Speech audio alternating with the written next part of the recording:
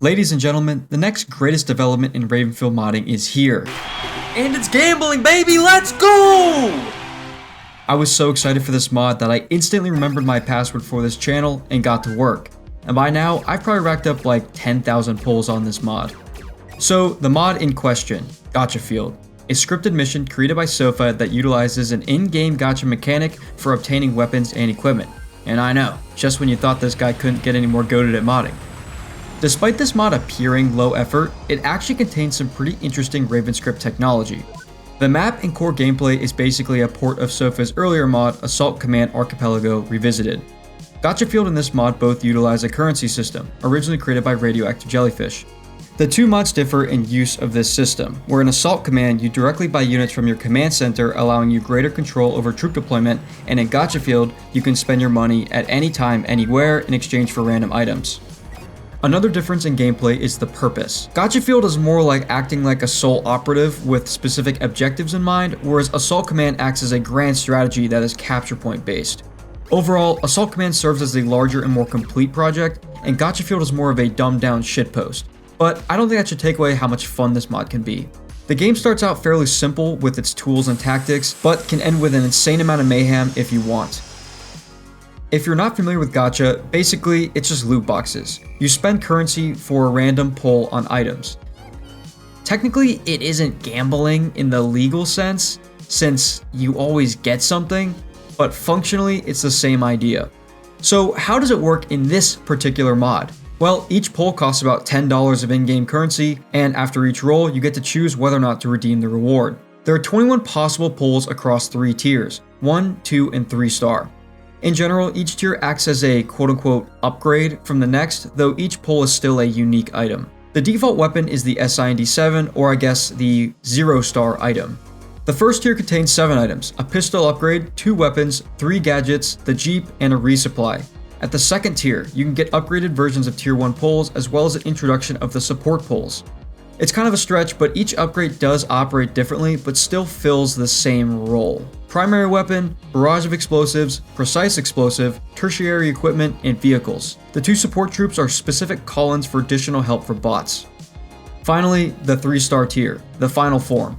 Here we get some of the best pulls, such as the cruise missile, which will let you land a precise shot literally anywhere, some vanilla classics, and finally, the ability to call in a giant squad of bots to your location. These are all the possible weapons that I was able to find, and to my knowledge, there is no secret 4-star tier.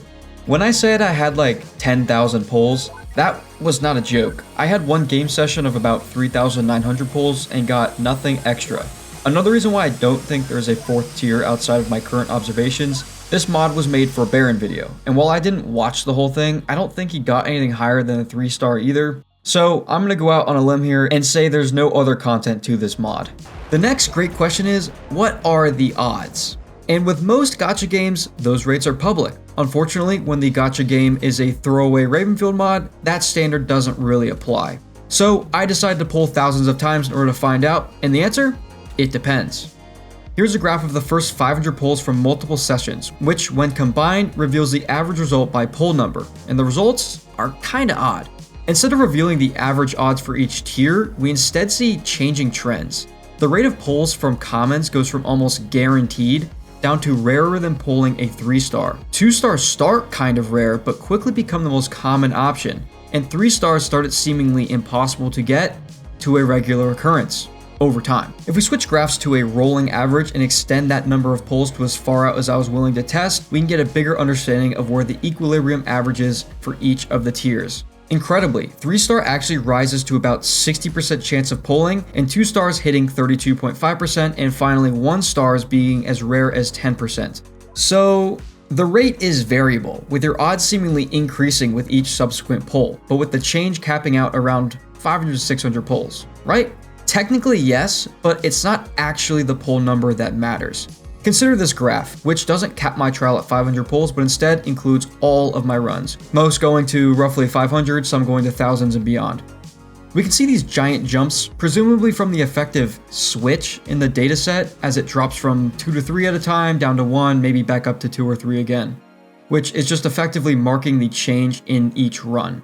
And so why was this happening? Was it just the variance between datasets being exposed? I wasn't really sure, which is kind of scary because that would mean I'd have to test a lot more to deal with that variance, but I had one last idea: a time-based rate change. To prove this, I sat AFK and spawned for 30 minutes and only then started gambling. And what do you know? I was suddenly getting 3 stars as if I'd already been pulling hundreds of times before. At that same time, I'd also asked Sofa directly how the mechanics worked, and he confirmed it. Variable rates was intentional, and that the 20-minute mark being roughly the point at which the odds truly settle. I was a little confused by this at first, but then it kind of made sense why he did this. In the end, with the context of this mod's creation being for a Baron video, this makes perfect sense. I think it's also a pretty unique solution to the frustration with most gambling games, which is not being able to get what you want. Since Ravenfield has no actual money being risked, and Sofa doesn't gain anything by having players gamble longer, there is no real long-term benefit to Gachafield. This design makes the game more enjoyable for more players, and it allows anyone to get the satisfaction of trial and error while also being able to enjoy the different items in a timely fashion. So while it's not true gambling, it's the current closest you can get in Ravenfield, and it puts us one step closer to the modding addiction trifecta. The first being Ladigue's smoking mod, and now Sofa's gacha mod. All we need now is a drinking mod. Anyways, hope you enjoyed, and I highly encourage you to play this mod for yourself. Until next time, peace. You're still here. Video's over, but since you're here, I'll give you a quick update on where I've been. So, I did take a small hiatus, but I've actually been working on multiple projects that have either taken too much time or just ended up not working out. I started with a video explaining the different modifications for weapon mods and what each of these components would have on the impact of a weapon's success with bots. But the scope of that kind of went out of control, so I kind of put a pin on that and moved on. So I then moved on to revisiting Ravenfield Racing, but wasn't super loving the project, so I shelved that one as well. Then I tried to cover a critique on Dragonfield, and as I was working on it more, I realized I was being overly nitpicky and very accusatory, so then I dropped that one. And then my current active video idea is covering Star Wars mods, but that also got a little out of hand, hard to explain, but I kind of burned myself out on that topic and was struggling to start a project again. Yeah, we'll try to get back to posting, and if any of those ideas sounded interesting or that I should continue, let me know, because it can be very easy to get overly focused on one idea and then start questioning if it's worth doing at all. Not that any of these videos have any crazy purpose, but yeah, that's kind of where I'm at right now. Not giving up, just haven't had success lately on finishing a video. So, thank you for your patience, and I hope to see y'all soon.